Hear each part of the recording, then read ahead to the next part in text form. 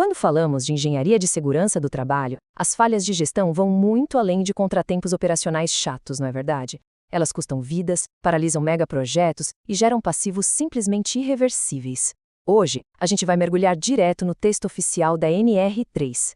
O objetivo aqui é traduzir toda aquela complexidade técnica e jurídica por trás do embargo e da interdição em uma análise clara, direta e aplicável. Vamos destrinchar como a fiscalização trabalhista age naquelas situações mais críticas, seja no chão de fábrica ou no canteiro de obras. Bora lá? Para organizar o raciocínio, passaremos por 5 pilares bem focados: o gatilho da norma, as ferramentas usadas, a matemática do risco, as aplicações práticas e os rigores legais. Entrando na seção 1, o gatilho, é fundamental estabelecer uma premissa inegociável logo de cara. A NR3 não atua na prevenção de rotina.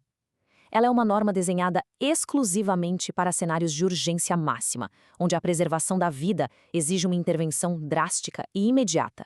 E isso levanta uma questão central na cabeça de qualquer profissional da área.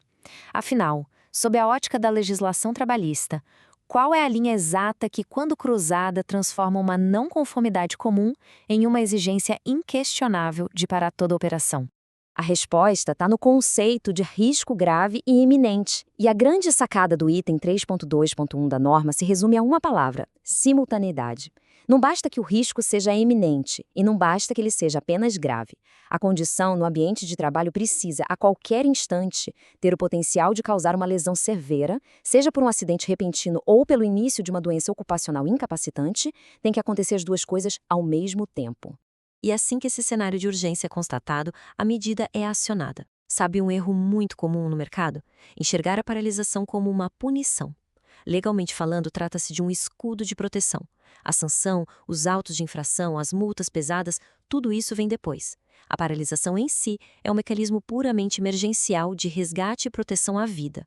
Avançando para a seção 2, as ferramentas, a gente vai resolver agora a maior confusão conceitual que existe nos canteiros e indústrias pelo país: a diferença técnica entre um embargo e uma interdição. Olhando de perto, ambos os procedimentos têm a mesmíssima causa raiz, que é o risco grave e iminente. E ambos geram a mesma consequência, a paralisação. Onde está a diferença? Estritamente no alvo da ação. A palavra embargo é reservada pela norma exclusivamente para obras da construção civil. Por outro lado, a interdição tem uma aplicação muito mais cirúrgica, focada em interromper o funcionamento de máquinas, equipamentos, atividades pontuais ou setores inteiros de serviço. No nível operacional, a separação fica cristalina. O embargo paralisa o cenário macro, a obra como um todo ou uma frente grande dela. Já a interdição ataca o micro, o braço operacional direto, imobilizando exatamente a máquina ou o posto de trabalho onde o perigo está escondido. E quando o auditor analisa o ambiente, ele precisa seguir uma diretriz primordial: adotar a medida na menor unidade possível. Pense o seguinte: se apenas uma serra circular específica apresenta um risco iminente de amputação, a máquina é interditada, não a marcenaria inteira. Essa precisão técnica é o que garante a segurança, sem asfixiar sem necessidade a produção de toda uma fábrica. Agora a gente entra num terreno bem analítico na seção 3, a metodologia. Afinal, como a fiscalização decide, de forma objetiva e técnica, se um risco merece parar tudo? A modernização da NR3 transformou qualquer achismo em uma verdadeira matemática do risco. A inspeção hoje utiliza matrizes rigorosíssimas. Ao encontrar uma condição perigosa, o fiscal cruza duas variáveis independentes. Primeiro, qual a consequência potencial daquilo? É morte? É uma lesão leve? Depois ele cruza essa resposta com a probabilidade real daquilo acontecer exatamente naquele momento da fiscalização. Ao comparar o risco flagrado no ambiente com o risco de referência, que seria o cenário ideal, seguindo todas as normas, o auditor calcula o que a gente chama de excesso de risco. O tamanho desse buraco entre o ideal e o real é o que vai gerar um dos 5 níveis de risco padronizados pela norma, do extremo ao nenhum. E aqui está a linha divisória regulatória que todo profissional de segurança tem que ter na cabeça. Nem todo risco gera o fechamento das portas. Somente quando a matemática da matriz aponta um excesso de risco classificado estritamente como extremo ou substancial, é que o auditor ganha o respaldo e o dever legal de impor a medida de urgência imediatamente. Passando para a seção 4, vamos conectar toda essa teoria com o chão de fábrica e a terra batida dos canteiros de obras. A NR3 não age no vácuo. Ela geralmente é acionada justamente pelo descumprimento de outras normas regulamentadoras que a gente vive no dia a dia. As estatísticas mostram que os procedimentos de embargo e interdição disparam com mais frequência quando falhas críticas acontecem na NR12, com falta de barreiras e máquinas, na NR35, com negligência total em trabalho em altura, na NR33, em atmosferas asfixiantes de espaços confinados, ou nas violações da NR18 na construção.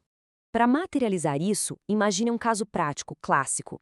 Uma prensa mecânica operando sem barreira física, ferindo a NR12. A consequência potencial? Amputação severa. A probabilidade com o operador colocando a mão lá a cada ciclo? Provável. O cruzamento lá na matriz grita: risco extremo. A resposta é interdição imediata. A planta continua funcionando, mas o equipamento recebe o lacre.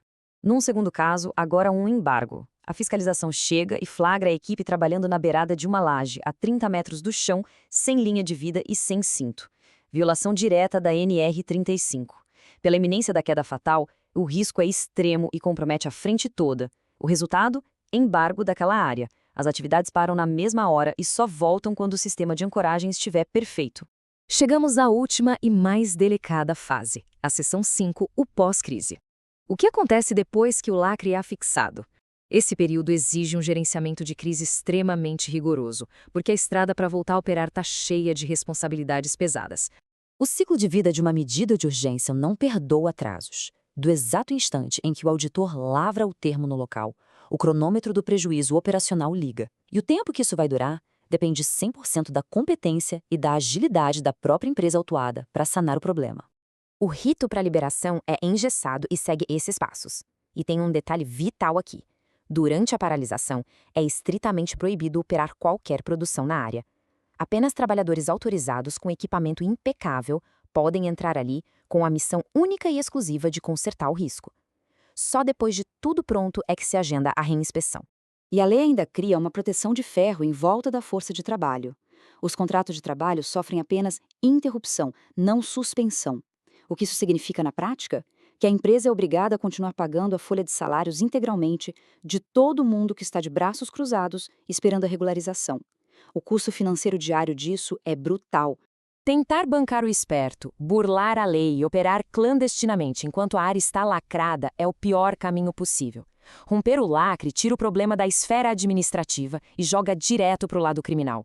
É flagrante desobediência a uma ordem legal, o que chama o Ministério Público para o jogo, multiplica as multas e mancha permanentemente o compliance da organização no mercado.